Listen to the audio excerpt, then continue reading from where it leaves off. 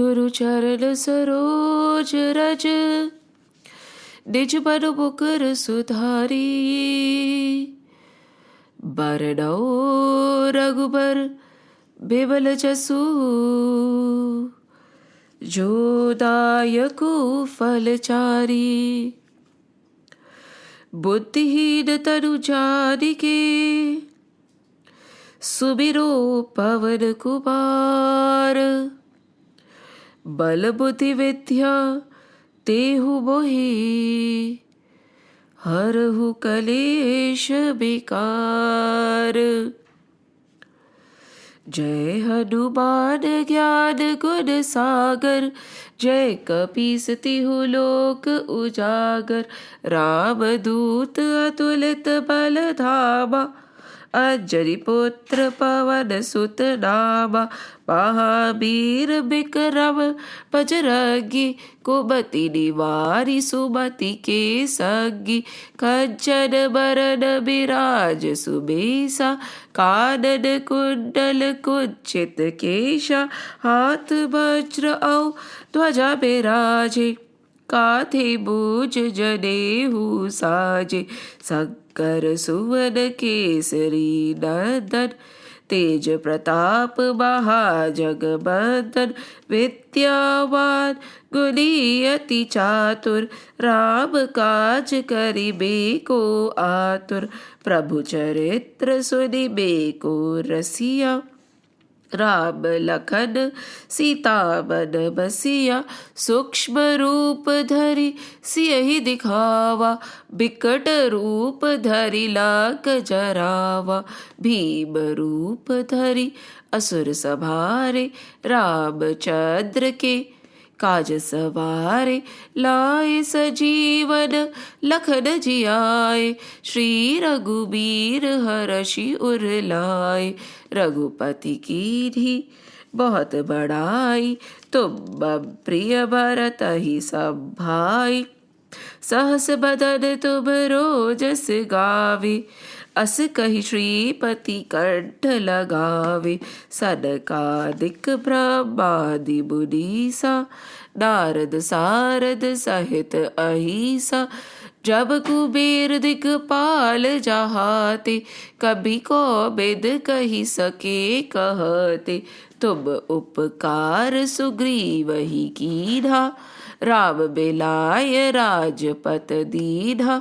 तुमरो मंत्र विभीषण माना, लंकेश्वर भय सब जग जाना।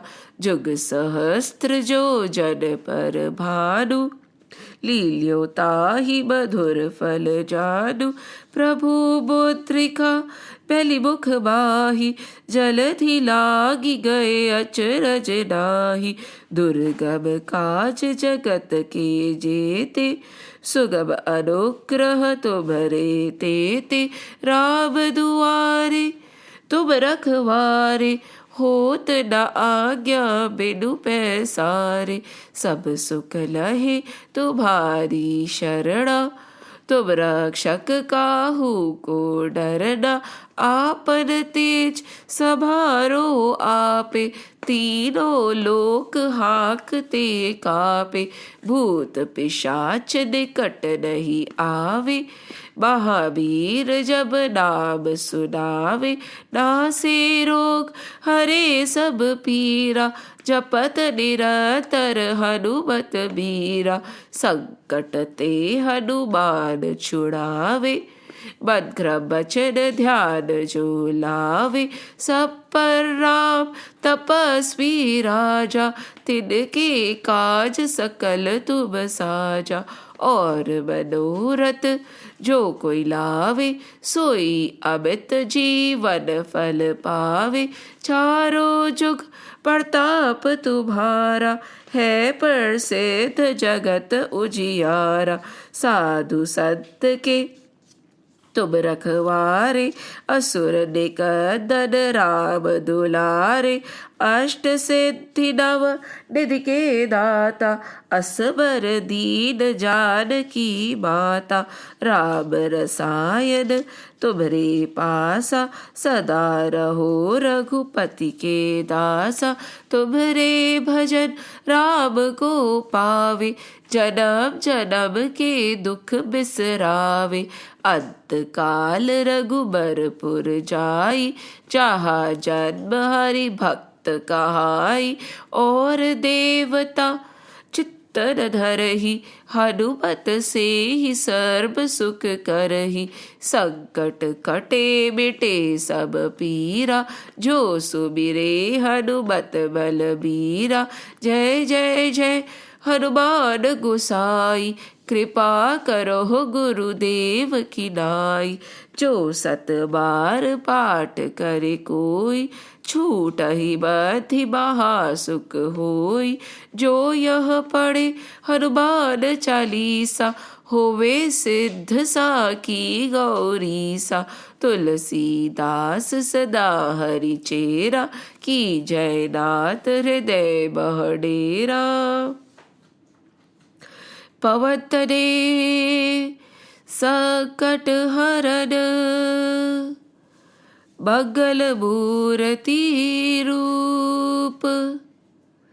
राम लखन सीता सहित, हृदय बसो सुर भूप। सियावर रामचंद्र की जय, पवन सुत हनुमान की जय। उमापति महादेव की जय, बोलो रे भाई सब संतन की जय। जय श्री राम, जय श्री कृष्ण, जय Hanuman. Over here when we read the Hanuman Chalisa, why do we read the Hanuman Chalisa or any mantra before starting the scriptures? Because our mind is scattered everywhere, isn't it? We are running, we are in sansar, we are sansaris after all, right? So to get the mind to what we are going to read, otherwise the knowledge that is flowing through the scriptures will not reach us. Every time before opening a text, before listening, we need to bring our mind together.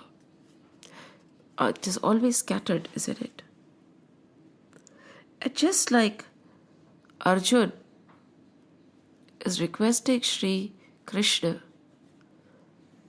to elevate him, to remove the grief and the agony, that misery that is suffering.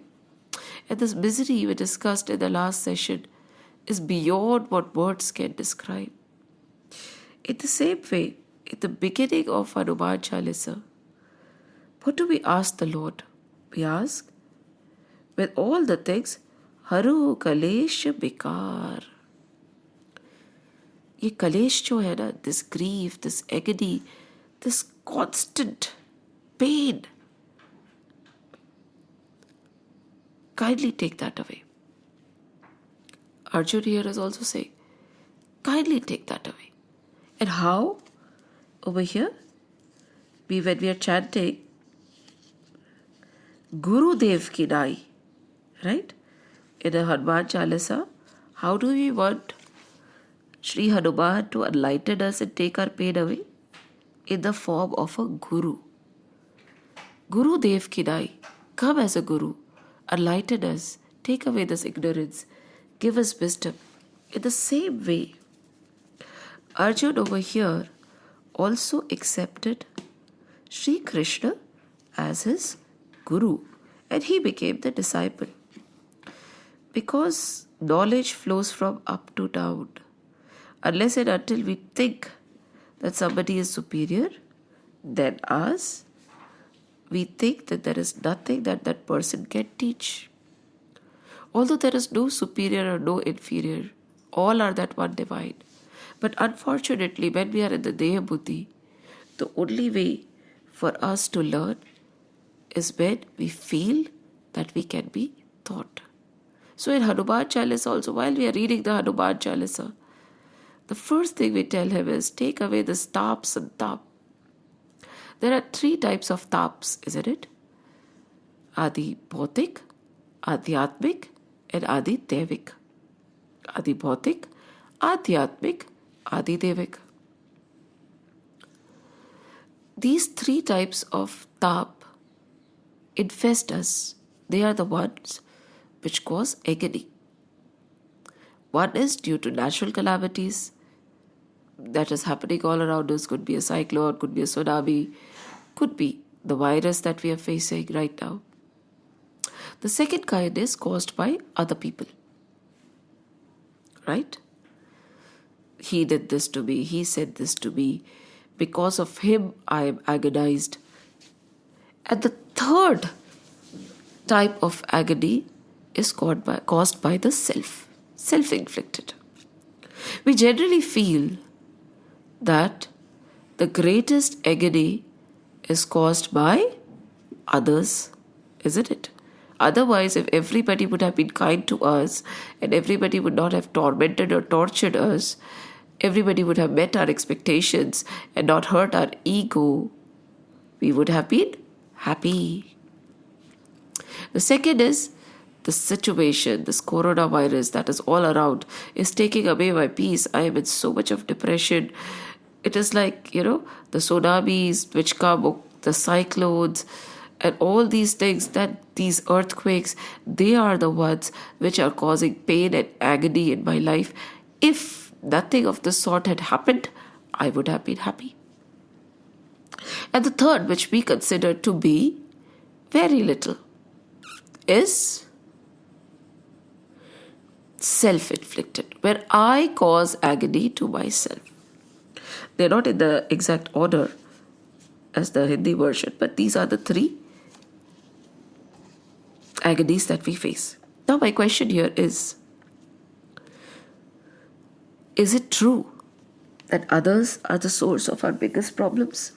Or the natural calamities or the virus is the source of our unhappiness? Or we? You have to reverse the order. It is we. Till we give the power to others to enter our mind, enter our hearts and injure it, they are powerless. Nobody can cause sorrow till you give them the permission. Nobody can cause agony till you give them the permission. Nobody can hurt you without your permission. Yes. So who is causing the agony when others are inflicting it also? It is me. I have given them the permission. I want to react to what they have done. I want to feel sad. Hence, I feel sad. The second is, let's take the example of the coronavirus right now. Can it cause any agony to me? No. Till I let it enter, till I choose to get worried, till I choose to succumb to fear, till I choose to get tense, till I choose to worry about the future, till I choose to worry about what will happen to my near and dear ones, even the virus is helpless. It cannot cause any agony to me. So, where is the agony being inflicted, from outside or inside? It is again me. I am the one who is inflicting this agony also. And the third is the agony caused by oneself. We consider it to be the smallest form of our pain, right? It could be the intensity caused. Why would I actually harm myself, right? But no, that is the biggest tap in our lives. We are the most cruel to ourselves. We are the most unjust to ourselves. We inflict and cause the most sorrow to ourselves. Nobody else is to be blamed. It is all me. Till I give permission, nobody can enter. And then I choose to get agonized. I choose to worry about the future. I choose to brood about the past.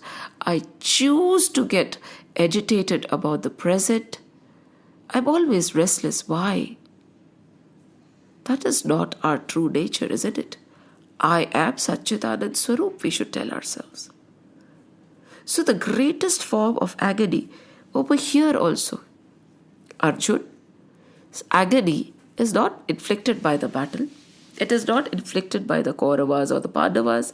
It is not inflicted by seeing Bhishma, Pitama or Duryodhan standing in front of him. It is self-inflicted. Yes. He chose to become agitated. Bhishma, Pitama and Dronacharya and Sri Krishna, as we discussed, are in the similar situation. They are also faced with their near and dear ones. They decided to react or act in a different manner, behave in a different manner in the same situation where Arjuna is being agonized. So if two people behave differently in the same situation, is the situation to be blamed or the person who is reacting or acting in the situation to be blamed?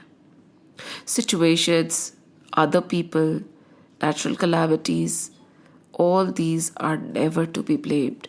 It is me, myself. I am my greatest enemy and I can become my greatest friend also. I am my greatest weakness and I can become my greatest strength also. And when we understand this, when we internalize this, what happens? We become undefeatable, indestructible. But it takes a lot of effort. I understand it's not easy. Hearing is one thing. Knowing is one thing. Okay, accepting is also one thing. But internalizing it, putting it into action is very difficult. It's all right. At least we have reached that phase where we agree.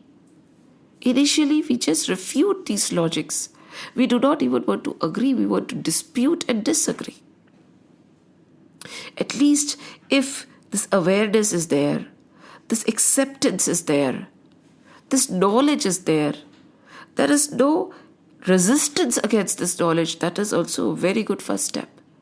Because internalizing it and putting it into action, internalizing it and making it our way of life, internalizing it and living it with thought, word and deed takes a lot of effort. Why? Because from the very childhood, we have been conditioned to believe the total opposite. So that unconditioning is going to take time. Removing the veil of darkness from the bright, shiny self is going to take time. And Sri Krishna here patiently is going to help Arjuna understand. Because he understands, Krishna knows, ye aasan nahi hai. Breaking not only ears but birds of conditioning is very difficult. One beautiful example, a very, very simple example is when an elephant is captured as a baby, he wants to go back to his family, right? But he is unable to. And to make sure that he does not run away, the person ties an iron chain around his leg, and fixes it on the ground so that the elephant does not run away. Now, as a child, the baby tries his best, the little elephant calf tries his best to pull it out and run away, but he is unable to. Over the years, the person who has captured him keeps increasing the strength of the chain till the elephant accepts that no matter what, he is not going to be able to break the chain and set himself free. When this acceptance and the conditioning has already set in properly, now the elephant keeper has no problems. You know what he does? He does not increase the strength of the chain, or he does not increase the strength of the thing which is holding the elephant with the chain. What he does is he merely makes a sound.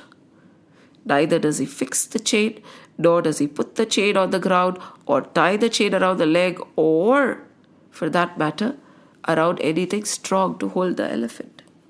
But with that sound, which indicates that the elephant has been tied, this huge giant elephant, which is not a baby anymore, who can uproot anything that comes his way. He can throw over trucks and cars, destroy houses, go rampant, keep standing there in the heat, sun, rain, believing that he has been chained and the chain is so strong that he will be unable to set himself free again. Such is the irony of our existence also. Now Sri Krishna has to break this conditioning of Arjun. Arjun knows. Arjun is, as we discussed in the last verse, an elevated soul. His sadhana knows no bounds. He has captured nidra. He has captured his senses. He has controlled his senses. But somewhere the senses have overpowered him again. And it happens to the best of sadhaks. When it is just the term when they'll reach nirvana, just the time, they fall and topple. It has happened to everybody, be it Vishwamitra or name the sages, and it has happened to them. So over here, Arjun is at that stage, and Sri Krishna knows that the deep-rooted conditioning has to be broken. But does Krishna start slow? No. In the first two verses of chapter 2, second and third verse, let's turn to it. He says, yes, verses 2 and verses 3, the Lord rebukes, isn't it? Chapter 2, verse 2 and verse 3. The Lord literally rebukes and tells Arjun, how are you behaving? Is this the way you were supposed to behave? I made you my precious human. I filled you with my own wisdom and my own knowledge. I made you so precisely and so perfectly. And you are getting deluded. You are behaving in such a discouraging manner. The Lord is rebuking, and he is actually unpleasantly surprised. This kind of a person can actually react in this manner. And when rebuked, Arjun actually starts having a doubt. Probably the way of his thinking and analyzing is wrong. And then he surrenders to the Lord. He says, I am your disciple. You are my guru. We being the same situation behave so differently. You are unaffected. You are sthit. I am swaying like a leaf does in a stormy weather. So hence, Sri Krishna, please guide me. Please, please, please help me. And the Lord obliges. He smiles. He is overjoyed. As we say always, you take one step towards the Lord and he comes running to you with thousands of steps, leaps and bounds. He'll jump and come to you. And this is what is happening over here. When Arjuna has fully surrendered, accepted Sri Krishna as his guru, has emptied himself completely and is willing to listen, that is when the Lord starts talking. The 11th verse of Geeta is where the blessed Lord opens his mouth. He starts giving the wisdom. This is like the most awaited part of Geeta. Ever since we started Geeta, I've been waiting for when the Lord will start explaining, when the Lord will start talking, when Sri Krishna will start singing this divine song. And I'm so blessed that this day has come. We are all lucky. We should consider ourselves very, very lucky, very, very blessed that the grace of the Lord is flowing on us. His grace is totally flowing on us. Without His grace, is it possible to even think about Him? To even chant His name? To even have this desire to understand what the reality is, what the scriptures are trying to say? As it is said, right? Ye sukh साधन से नहीं होए तुम्हारी कृपा पाए कोई कोई. ये सुख साधन से नहीं होई तुम्हारी कृपा पाए कोई कोई. We have that kripa where the Lord has given us the inclination to understand Geeta. He has given us a chance to understand Him and the workings of this magnificent universe. He has given us a chance to fall head over heels in love with Him. Yes. See, understanding the Lord is always going to be difficult. So let's not try to understand Him. Let's just love Him. So all that we read will actually awaken divine love in us. I hope.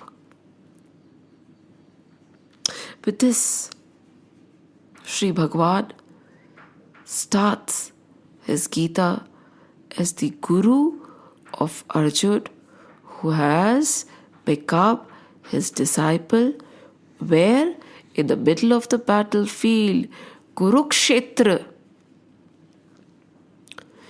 Again, this is worth noting. We do not need to run away from what we are doing to understand Geeta, to understand the scriptures. Time and again I repeat, Vibhishan Geeta, where did it take place? In the battlefield.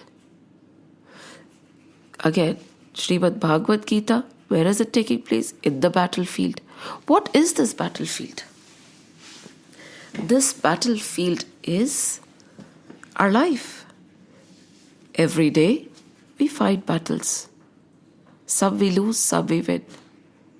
With battles, I mean battles of right against the wrong. We keep fighting battles day in, day out. Some with awareness, some without awareness. We keep oscillating, and without knowing, we want to get back to the state of Satchit Anand Swarup, our original true nature. And that is the battle. The battle is to stop the oscillation. And what is Kurukshetra? Our domains. See, in our scriptures, the sannyas pratha was never there. It came a lot later. It came a lot later when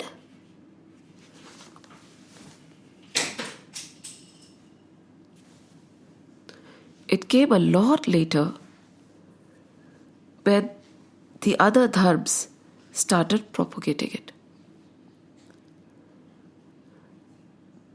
Before that, all the sages were grihasts. To understand, not only sages, all the rajas, they all went through the 4 ashrams. One by one. Why? Because it was needed. Unless and until you live a particular kind of life, unless and until you experience it yourself, will you be able to justify or will you be able to know the plight of that person? And this happens to Shankaracharya also, right? When he is debating, I think, against Bandana Mishra and his wife. She talks to him about a particular shastra. He, being a sannyasi, does not know anything about it. So she says, unless and until you know, how can you talk about it? And what does Shankaracharya ji do? He enters the body of a king. He lives the life of a grihast. He lives and then he comes back to discuss. And then he wins. So mind you, all ashrams are important. Unless and until you have a holistic life, you would not be able to understand and explain. So the sannyas pratha, I am not saying anything against the sannyasis. Probably it is their path, whatever it is. But just because we are not sannyasis and we are grihast, it does not demean us in any way. Shri Krishna was a grihast. Arjun is a grihast. Everybody is a grihast. Dronacharya was a grihast. Isn't it? Shri Ram was a grihast. Vashisht ji, Vishwamitra ji. Who else? Name the sages. They all had families. But it is when you are in this sansar, which is the Kurukshetra. How do you respond and react? This is our battlefield. Being in the midst of the storms of sansar, right? We are actually in the middle of the storm. How do we react? The normal day-to-day activities, how do we behave in it? In spite of having all that we can, money to buy all that we want, how do we use that money? How do we earn that money? How compassionate are we to the poor and the needy? Are we living a life of extravagance, or are we living a simple, blissful, needed life? Are we as grihas following all the decorum and the rules laid for us?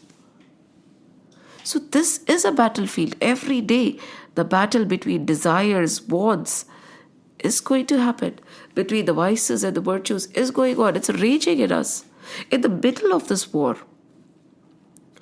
Arjun and Krishna, who are in the same situation, who are in the same ashram, who are in the same family, react in a different way. And hence Arjun says, Krishna, you are my Guru, you help me. And when said with reverence, when Arjun is convinced that Krishna can actually impart, that is when Krishna starts imparting. Otherwise, he would not have. So the first verse where Krishna starts imparting, as I said, for not mellowed down. Initially he rebuked, and now is a blow. It is a big box on our face. He says, to Arjun especially. And that is what we are also, in a way. Let's read the verse with. Shri sorry. Verse number 11.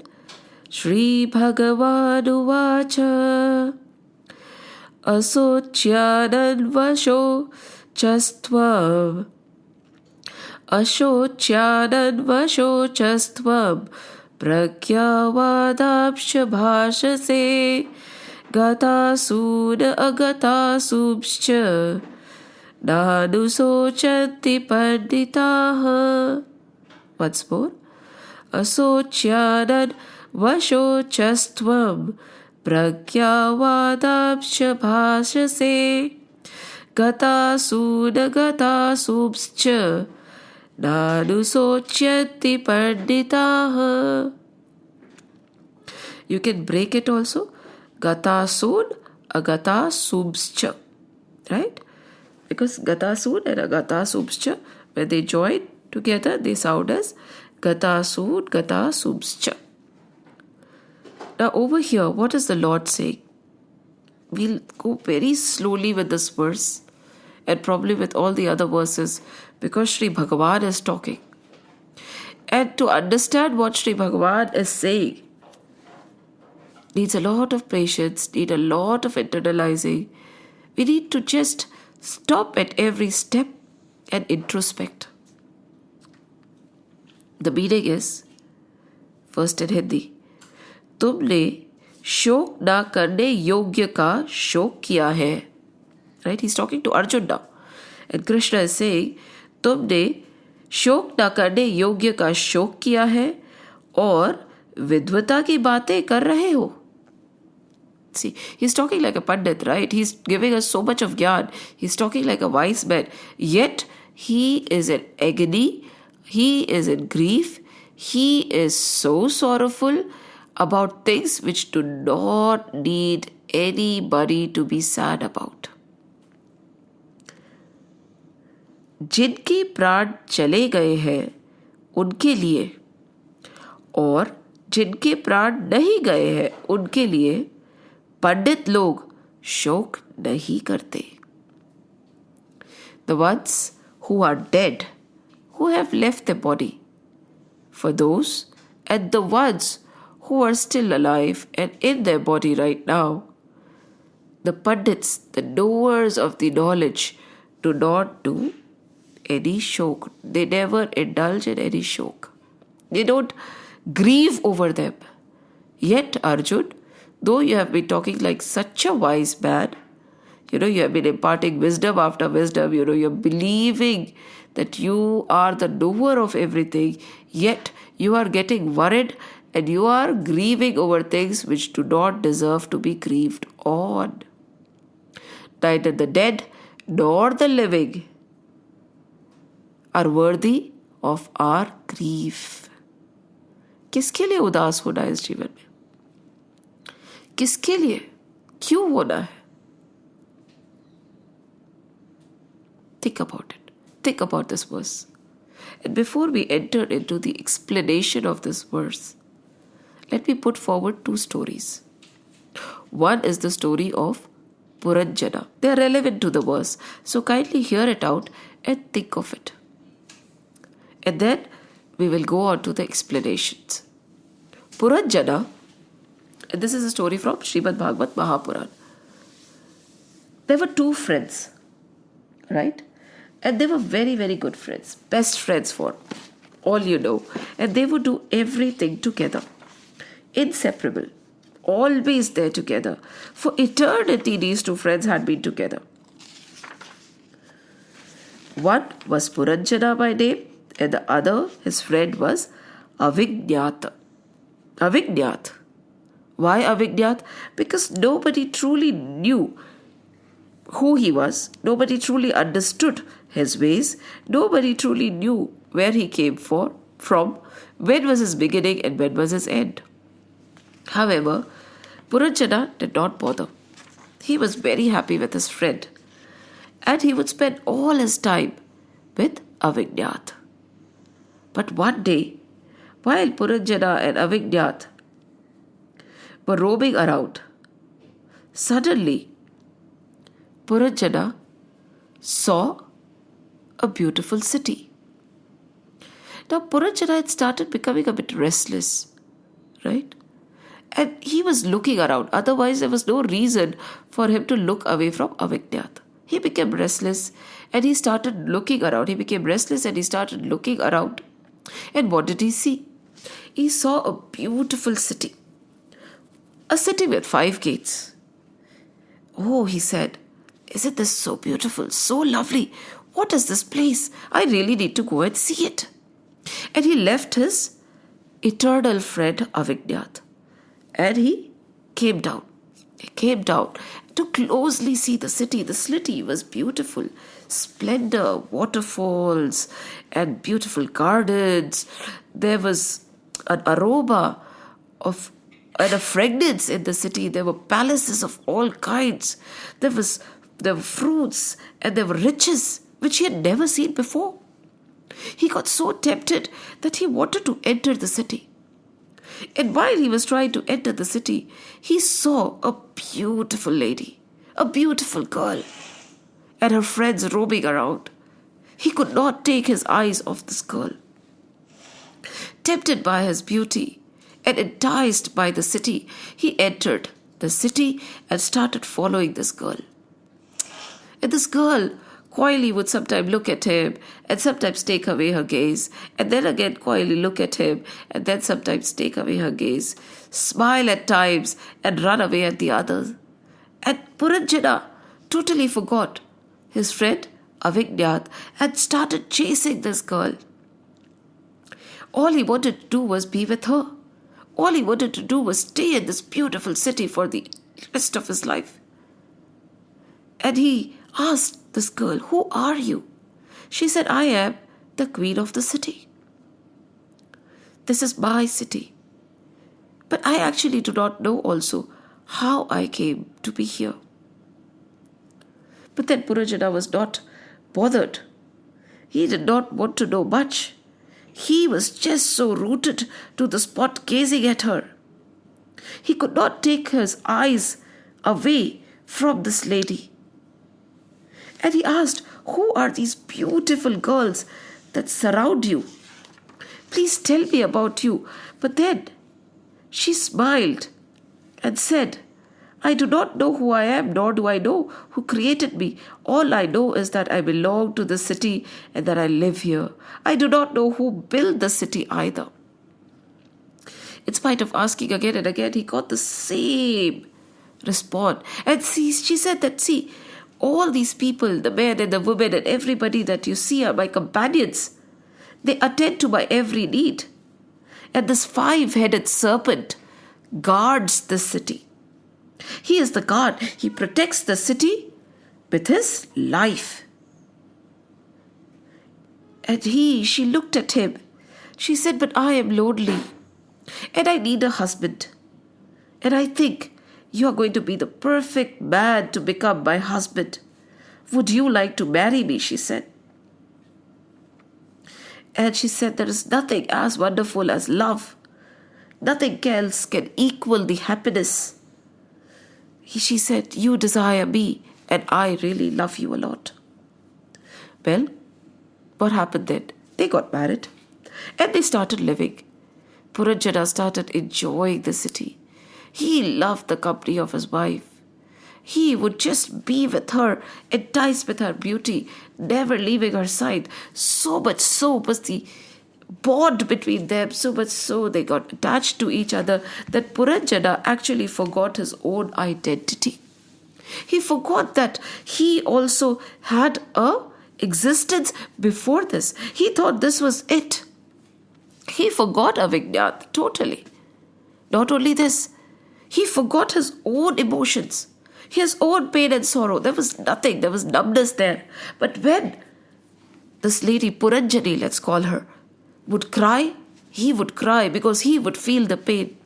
When she would smile, he would smile because he would feel the joy. When she was hurt, he would become mad with pain. When she was sleeping, he would sleep. When she woke up, he would wake up. When she danced, he would sing. And when she would be taking a stroll, he would follow her like a shadow. Every bit of his existence was based on her. With this kind of a life, with this kind of a emotional attachment to his wife, many years went by. If he got time, he would do the yagnas and the pujas. If he did not consider them important. He said, it's okay. How does it matter? My duty is with my wife and my children, my city, my people. As long as I am doing that, I am at peace. And so went away time. He was unconscious of the truth that time was fast slipping by. Time was going away. Every second, every minute, he lost his youth long back. Right? He had come as a youth. He lost his youth long back, and now there were marks of wrinkles all around his face. Yet he did not realize it. He was so engrossed in his daily mundane activities. He was so engrossed in the love for his wife. He was so engrossed tending to his children that he did not even realize that the time was flying away. From a young man, he had become old, and from old, he was very, very slowly moving towards his demise. He thought he was very slowly moving towards his demise, but it was rapidly engulfing him. Every day after we are born, what are we doing? We are walking towards our death, isn't it? We are walking towards our end. That is what it is all about. But we, just like Puranjana, do not realize every passing year brings us closer to the end of this bodily kingdom. We feel we are eternal. We feel we live forever. We feel that death is something which is true for somebody else and not me and my near and dear ones. We tend to forget and we tend to live as if the end will never, never come. But unfortunately, no amount of ignorance, no amount of avoiding this one truth will help. Whether we like it or not, old age, jara avastha will come. And this is what happened to Puranjana. Soon, there was a Gandharv, a chieftain. He had 360 powerful servants. His name was Chandaveg. And Chandaveg came and attacked the city. Oh, he raged a battle.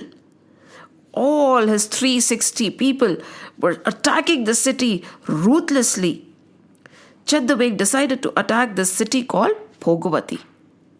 He is the king of Panchal, or we can call it Bhogavati, with 360 men, and he started burning everything.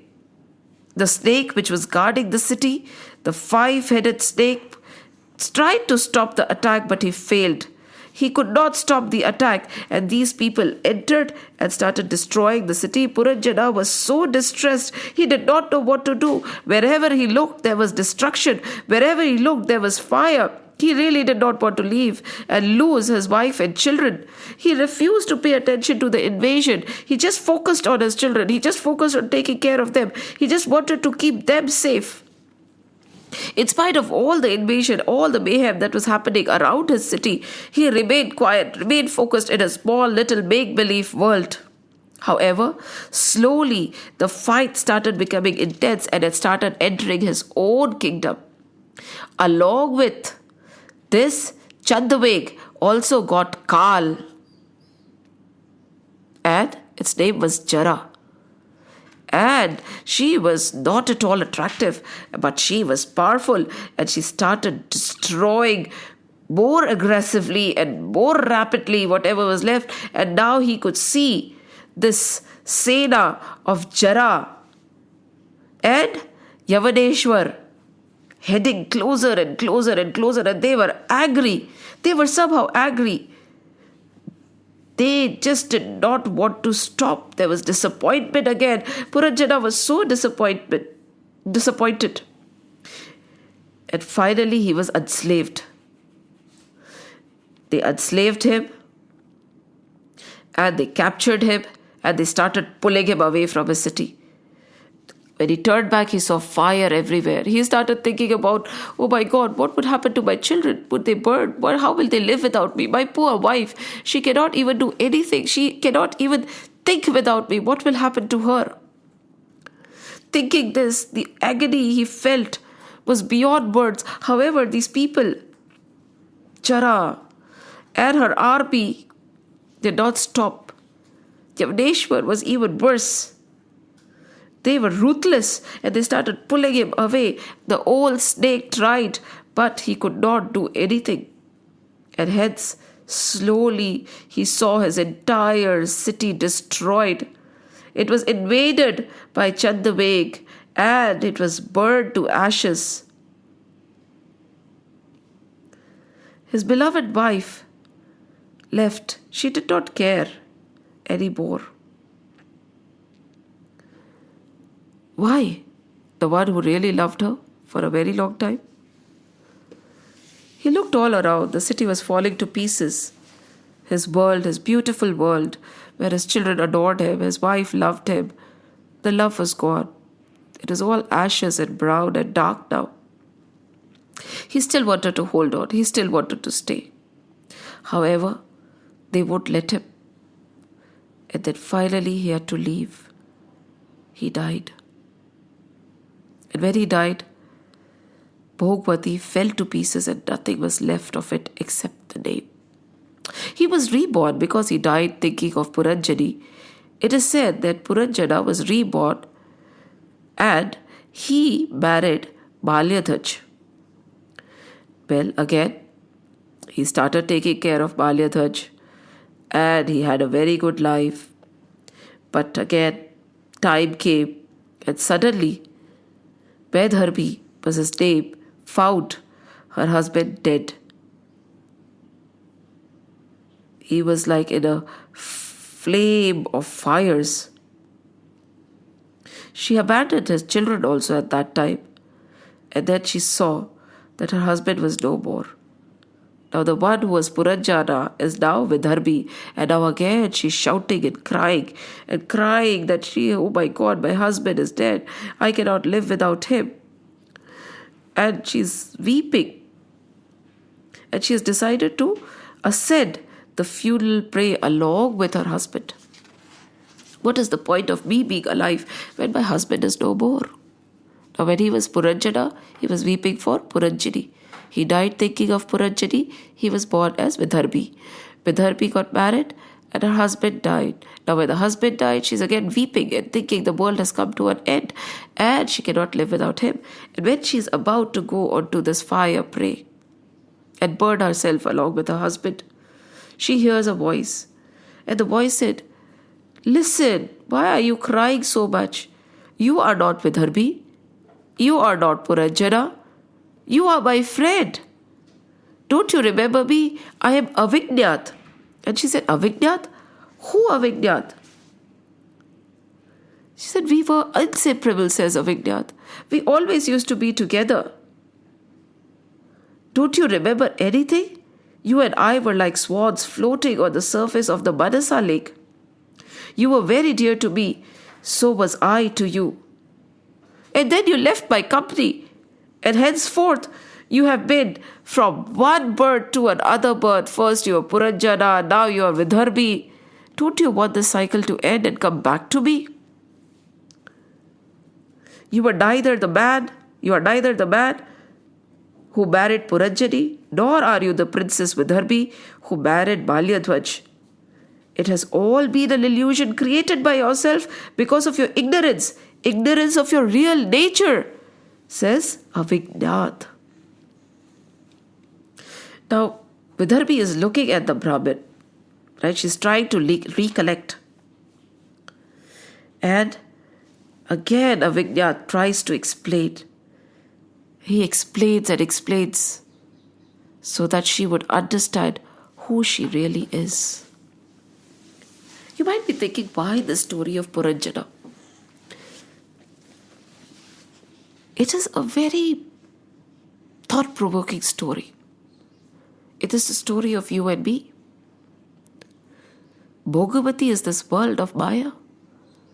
Panchal, the king of Panchal, is this body, right? Which has 5 gates. Our body has 5 gates.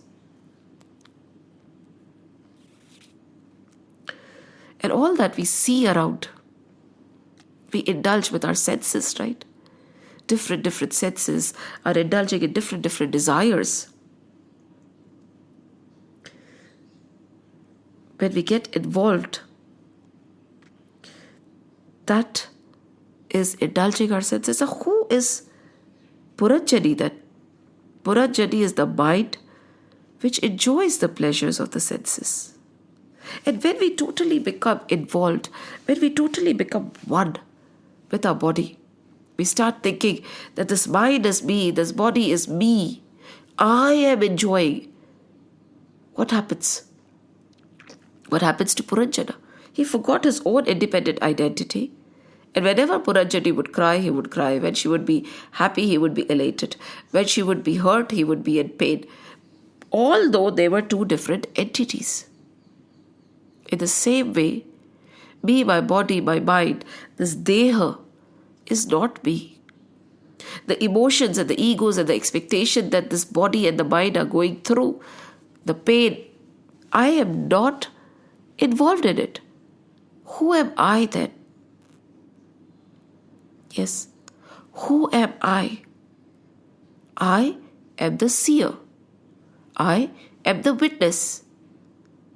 I am not the mind, I am not the body, I am not the thought, I am not the sense, I am not the desiring one, I am not the one who is indulging. I am. This is the sharir, that is the body, the deha. I am the shariri, the one who resides in the body.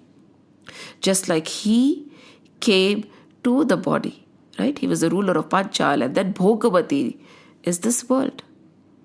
And then what happens? He forgets his own independent identity, that he's not the body, he's not the thought, he's not the mind. Anything related to the body is also not him. Any pain being caused to the body should not trigger any remorse in him, because there are 2 different entities. However, when we get submerged, this avidya envelops us, and when we get enveloped by the avidya, our involvements become our bondage in Maya. And the real identity of the self is lost. Think about it. With our involvement in Maya, we lose track of time. What is Jara over here? What is Chandaveg? Chandaveg is the speed with which time is going by. Jara is our old avastha. And the RB is 360 is the number of days. We all have the same number of days, 360 days, 7 days a week. Time is clicking. One of these days we'll have to go. But we forget about it. We don't realize from when we were a child to when we became old to when we became young, and then when we became old and Jara Avastha suddenly took over, old age suddenly took over, suddenly there are wrinkles all over, the body is not working. The serpent that guards the palace is not strong anymore. The 5 senses are not strong anymore. Our body has become weak because of Chandamegh with speed. We did not realize it and it attacked us. This precious birth wasted, given to the dogs. Unaware of what we have taken birth for, unaware of our true identity, we live like fools and we die like morons. We live in grief and we exit our body in even more agony. We latch to the world, we hold on to the world, we hold on to our attachments, and when it is time to go, we have to be pulled out ruthlessly, yet we are attached.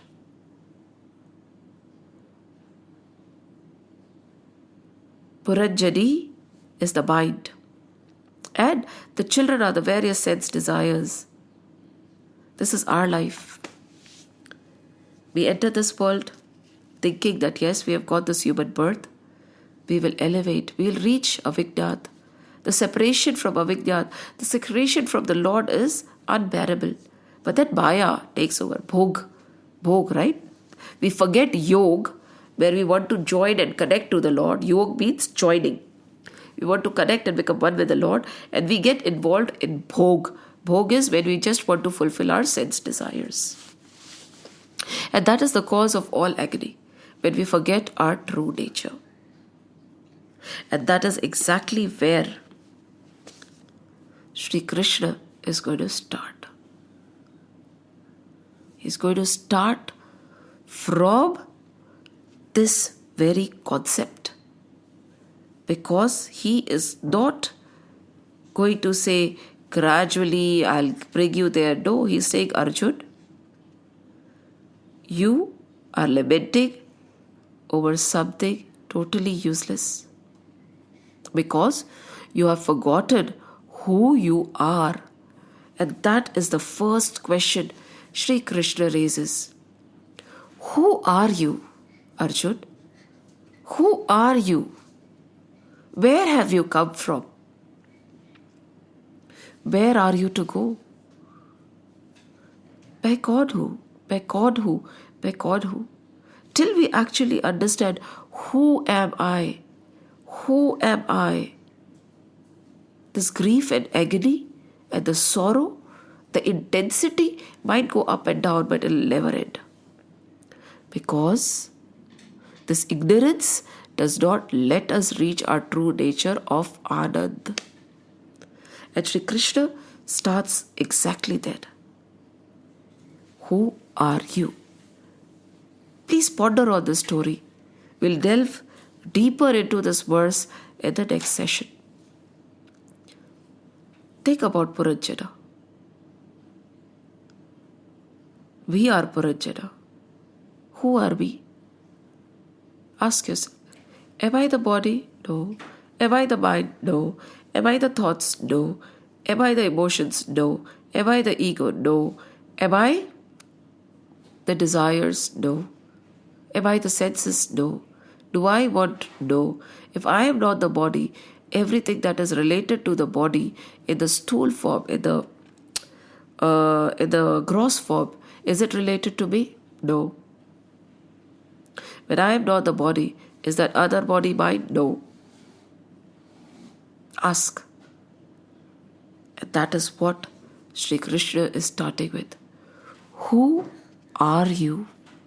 मैं कौन हूँ ये पूछो. We'll continue with the verse number 11 in the next session. Shri Krishna Govinda Hare Murari He Nath Narayan Vasudev. Shri Krishna Govind हरे मुरारे, हे नाथ नारायण वासुदेव। श्री कृष्ण गोविंद हरे मुरारे, हे नाथ नारायण वासुदेव। श्री कृष्ण गोविंद हरे मुरारे, हे नाथ नारायण वासुदेव। हे नाथ नारायण वासुदेव, हे नाथ नारायण वासुदेव। ॐ नमो भगवते वासुदेवाय। ॐ नमो भगवते वासुदेवाय। ॐ नमो भगवते वासुदेवाय। वासुदेवाय वासुदेवाय। राम लक्ष्मण जानकी जय बोलो हनुमान की। राम लक्ष्मण जानकी जय बोलो हनुमान की। राम लक्ष्मण जानकी जय बोलो हनुमान की। जय बोलो हनुमान की। बोलो बजरंग बली की जय।